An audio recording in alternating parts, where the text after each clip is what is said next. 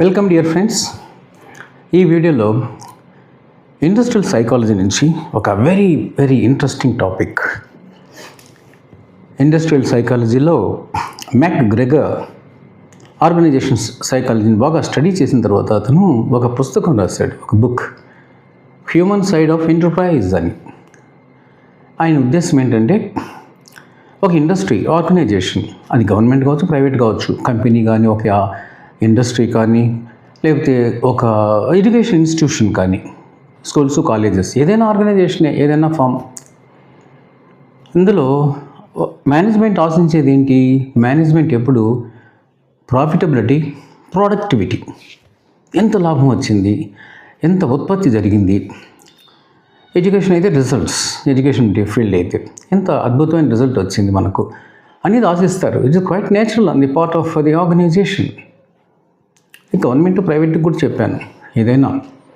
అయితే అక్కడ అనుకున్నటువంటి ఎక్స్పెక్టెడ్ రిజల్ట్ లేదు ఎక్స్పెక్టెడ్ ప్రొడక్టివిటీని సాధించాలనంటే ఆర్గనైజేషన్ ఎంప్లాయీస్ని ఎప్పుడు సూపర్వైజ్ చేస్తూ తగిన విధంగా గైడెన్స్ ఇస్తూ ఉండాలి, లేకపోతే సాధించలేము అంటాడు. ఎందువల్లంటే ఎంప్లాయీస్లో రెండు రకాలు ఉంటారు, X theory employee and Y theory employees అని. ఎక్స్ థియరీ ఎంప్లాయీ అంటే ఏంటి, వై థియరీ ఎంప్లాయీ అంటే ఏంటి, దానికి సొల్యూషన్ ఏంటి చూద్దాం. ఎక్స్ థియరీ ఎంప్లాయీ ఎప్పుడు కూడా జాబ్ని లైక్ చేయడు. మరి ఎందుకు వస్తాడు?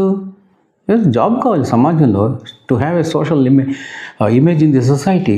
సమాజంలో ఇమేజ్ ఉంది, కావాలి. అందుకోసం జాబ్కి వస్తాడు, శాలరీ కోసం వస్తాడు.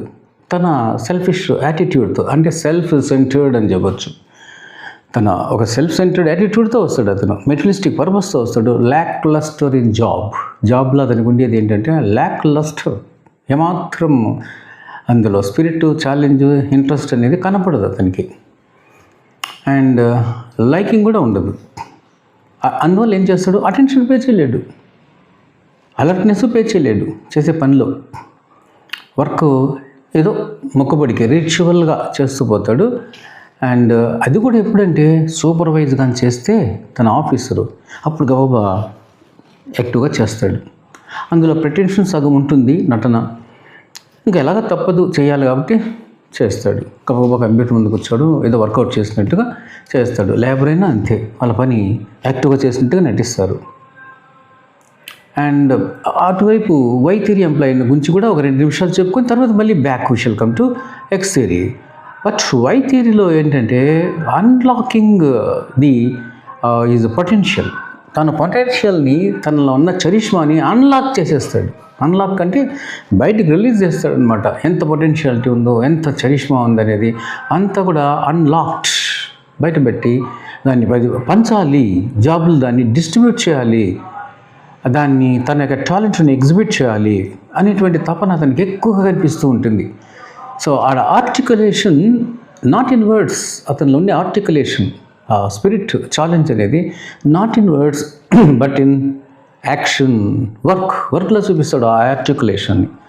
అండ్ అతనికి ఫైర్ ఇన్ ది బెల్లీ, అంటే విపరీతమైనటువంటి ఉత్సాహం ఉంటుంది వర్క్ మీద. సూపర్వైజ్ చేయాల్సిన అవసరం లేదు ఎవడు. సో ఇక్కడ ఒకవేళ సూపర్వైజ్ చేసినా కూడా అతను చూసి, అతనికి తెలుసు, అడ్మినిస్ట్రేటర్కి, మేనేజర్కి తెలుసు ఇతను బాగా పనిచేసేవాడా కాదా, వర్క్ మైండెడా కాదా అనేది చూసేసి ఇబ్బంది తట్టేసి ఒక చిన్న అప్రిషియేషన్ ఇచ్చేసి వెళ్ళిపోతుంటాడు. అంటే అక్కడ సూపర్విజన్ ఎలా ఉంటుంది వై థియరీలో అంటే, వై థియరీ ఎంప్లాయీస్ పట్ల సూపర్విజన్ కూడా పాజిటివ్గా ఉంటుంది. బట్ ఎక్స్ థియరీకి వచ్చేసరికి నెగటివ్ సూపర్విజన్, అంటే చూడడము, మళ్ళీ వచ్చి గమనించడము, మళ్ళీ చూడడము, వార్నింగ్ ఇవ్వడము, మెమో ఇవ్వడము, ఏదో విధంగా సెన్ష్యూర్, దండించడము, ఎలా చేస్తూ ఉంటారు. రిప్రమెంట్ చేయడం అంటే దండించడం, ఏదో విధంగా ఇండైరెక్ట్గానో డైరెక్ట్గానో ఇలాంటివన్నీ ఉంటాయి ఎక్స్ థియరీ ఎంప్లాయీలో. ఎందుకంటే ఇతనికి ఎప్పుడు కూడా నెగటివ్ సూపర్విజన్కి అలవాటు పడిపోతాడు. అంటే బాస్ చూస్తే అప్పుడు గబగబా పనిచేస్తాడు, లేకపోతే లేదు.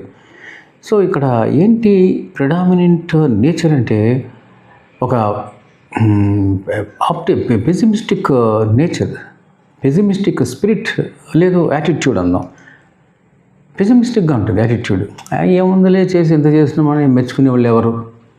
సో అంటే ఒక ప్రాబ్లమాటిక్ మ్యాన్ అయిపోతాడు X theory employee. Y theory employee అలా కాదు. ఆయన వచ్చినా రాకపోయినా తన పని బాగా చూసుకుంటాడు. రాత్రి సాయంత్రానికి వర్క్ అయిపోవాలనుకుంటాడు. వర్క్ అయిపోతేనే అతనిలో ఒక సాటిస్ఫాక్షన్, అంటే జాబ్కి ఇన్వాల్వ్ అయిపోయాడు ఆయన. జాబ్ ఇన్వాల్వ్మెంట్ ఉంది, జాబ్ కమిట్మెంట్ ఉంది. అందువల్ల జాబు సక్రంగా చేసి సాయంత్రానికి ఆ పని కంప్లీట్ అయిపోయింది అనుకో, జాబ్ సాటిస్ఫాక్షన్ కలుగుతుంది. ఇవన్నీ ఏం ఉండవు, శూన్యం. ఇతని దగ్గర ఇండిఫరెన్స్ ఉంటుంది అంతే. ఎవరి దగ్గర? ఎక్స్ థియరీ ఎంప్లాయీ దగ్గర. ఇవి మనం గమనిస్తూ ఉంటాం. ఆఫీసుల్లో చూస్తున్నాం, రెవెన్యూ డిపార్ట్మెంట్ వెళ్తున్నాం చూస్తున్నాం, అండ్ పంచాయతీ ఆఫీసులో చూస్తున్నాం, స్కూల్స్ అండ్ కాలేజెస్లో చూస్తుంటాం. లెక్చరర్స్ ఉంటారు, టీచర్స్ ఉంటారు, ప్రిన్సిపాల్, ఆ హెడ్ మాస్టర్ వచ్చి, ఆ ప్రిన్సిపల్ వచ్చి అట్లా సూపర్వైజ్ చేసినప్పుడు క్లాస్ చాలా గట్టి వాయిస్తో బ్రహ్మాండంగా చెప్తాడు. బోర్డు మీద కూడా సమ్ ఇంపార్టెంట్ పాయింట్స్ సినాప్సిస్ రాస్తాడు. He will give the impression that he is teaching very well, బాగా టీచ్ చేస్తున్నట్టుగా ఆయన ఇంప్రెషన్ ఇచ్చేస్తాడు. ప్రెటెన్షన్ అనమాట. బట్ వై థియరీ ఎంప్లాయ్ అలా కాదు. మంచి లెక్చరర్ పిల్లల్ని బాగా స్టిమ్యులేట్ చేయాలి, వాళ్ళని బాగా మోటివేట్ చేయాలి, బాగా చెప్పాలి వాళ్ళకి అనేటువంటి తపన, ఆర్ద్రత అతనిలో ఎక్కువగా ఉంటుంది. అంటే ప్రొఫెషనల్ చరిష్మా ఎక్కువగా ఉంటుంది వై థియరీ ఎంప్లాయీలో. అందువల్ల ఆయన సూపర్విజన్ కానీ ఇలాంటివన్నీ అవసరం లేదు. అండ్ ఎక్స్ థియరీకి మళ్ళీ వద్దాం. ఎక్స్ థియరీ ఎంప్లాయీలో చేంజ్ రెసిస్టెన్స్ అనేది ఉండదు. చేంజ్ అనేది సహజంగా జరుగుతూ ఉంటుంది ప్రతి చోట. ప్రభుత్వంలో జరగడం లేదా? మార్పులు, ఎన్ని మార్పులు తెస్తున్నారు, విపరీతమైన మార్పులు. ఒకప్పటికి ఇప్పటికి సంబంధమే లేదు. అలాగా ఒక ఆర్గనైజేషన్లో చేంజెస్ ఉంటాయి. టైమింగ్ చేంజెస్ చేయొచ్చు, వాళ్ళ వర్క్ నేచర్, జాబ్ నేచర్ మార్చచ్చు, లేదు ప్లేస్ మార్చచ్చు, ట్రాన్స్ఫర్, ఒక షిఫ్ట్ డిపార్ట్మెంట్ నుంచి ఇంకొక ప్లేస్గా షిఫ్ట్ చేయొచ్చు, లేదు టార్గెట్ మార్చచ్చు, పెంచవచ్చు. సో ఎనీ చేంజ్, దాన్ని చేంజ్ మేనేజ్మెంట్ అంటారు. So management always will have the attitude of changing the things. ఎందుకంటే అదే ప్రాఫిటబిలిటీ, ప్రొడక్టివిటీ అంటే రెండే ఆశయాలు. మార్పు అనేది సహజంగా వచ్చేటువంటిది మేనేజ్మెంట్లో, ఆర్గనైజేషన్లో. స్కూల్స్ అండ్ కాలేజెస్లో కూడా ఎన్నో మార్పులు వచ్చేసాయి కదా. ఇప్పుడు ఎన్ని మార్పులు, విపరీతమైన మార్పులు వచ్చేసాయి. ఎప్పటికప్పుడు రిజల్ట్ ఇచ్చేవాళ్ళు వాళ్ళకి, ఎవరికి? డిస్ట్రిక్ట్ హెడ్కి, స్టేట్ హెడ్కి, జోనల్ హెడ్కి మంత్లీ టెస్ట్లో ఎన్ని మార్క్స్ వచ్చాయి? అందరికి 70-80 వచ్చాయా? ఎవరికన్నా పొరపాటుగా 50-60-50 వచ్చేసాయా? అంటే 70-80-90 వస్తేనే వాడు మెరిట్ క్యాండిడేట్ అని. లెక్చర్స్, ఆ టీచర్స్ బాగా చెప్పారని అర్థం. ఒకవేళ వాడికి 40-50 లేదా 60 వచ్చాయి అనుకో, అంటే సబ్జెక్ట్ బాగా చదువుతాడు, కానీ ఎగ్జామినేషన్ కూడా వాడుకునేటువంటి డ్రాబ్యాక్స్ ఉంటాయి అనుకుందాం. కానీ దాన్ని బట్టి చేయరు, మార్క్స్ని బట్టి ఎప్పటికప్పుడు పంపించేసేవాళ్ళు. చూసాము ఎన్ని మార్కులు వచ్చాయో.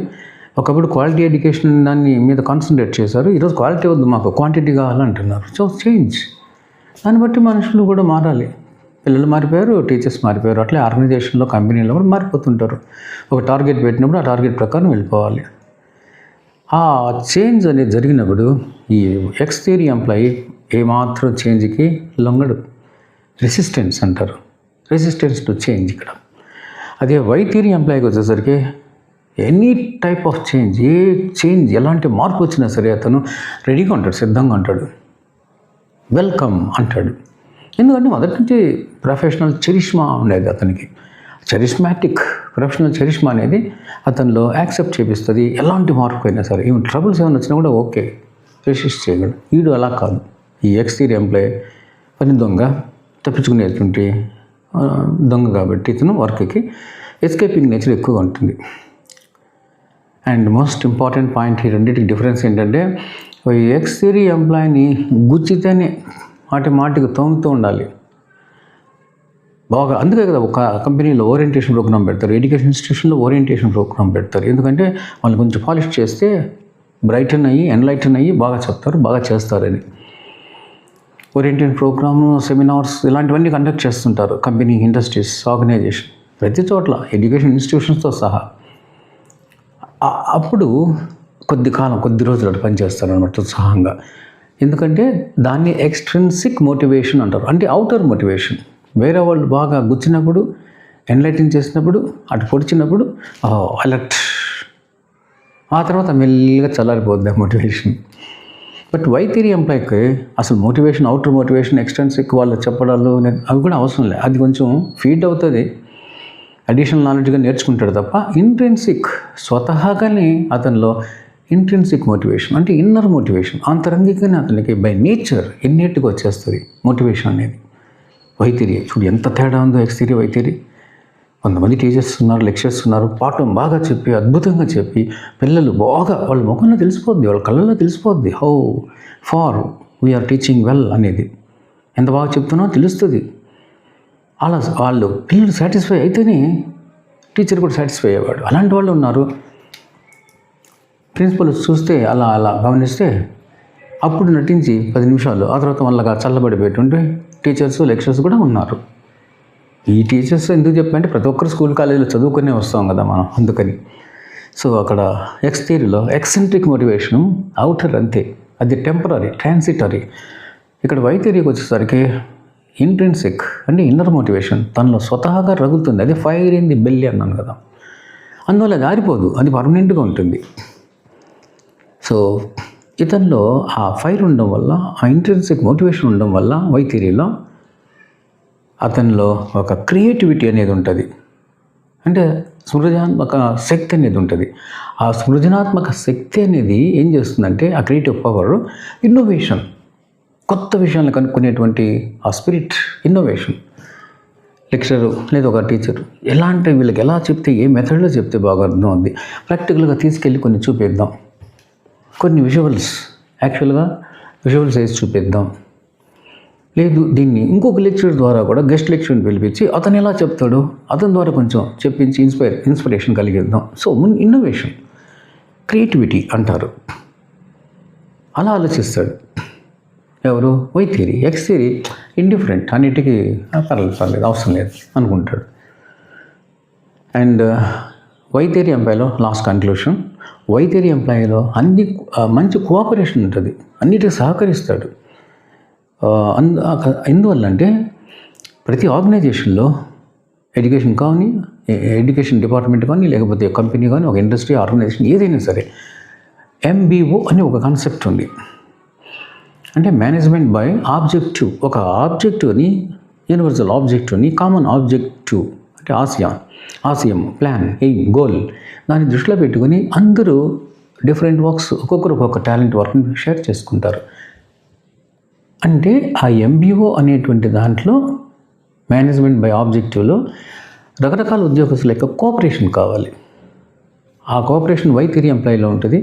మరి ఎక్స్ థియరీ ఎంప్లాయీలు ఎందుకు ఉంటుంది? ఇంత ఇండిఫరెంట్గా ఉండేవాడు, లాక్ క్లస్టర్ జాబ్ చేసేవాడు, ఆ పెసిమిస్టిక్ యాటిట్యూడ్ ఉండేవాడు. He doesn't have any cooperation also in the job. So ఇది X theory employee and Y theory employee. చాలామంది చదువుకున్న పిల్లల్ని బీబీఏ, ఎంబీఏ, ఎంఎస్ సైకిల్ చదువుకున్న వాళ్ళని ఎక్స్ థియరీ ఎంప్లాయీ అంటే ఎవరు, వై థియరీ అంటే ఏంటి, ఏం చెప్పాడు దగ్గర దాంట్లో అని అంటే చాలామంది ఏమాత్రం చెప్పలేకపోతున్నారు.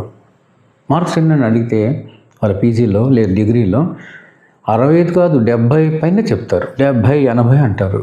అలా ఉంది మన standard. So this is about X theory and Y theory employees. Thank you, and if you are impressed, please subscribe and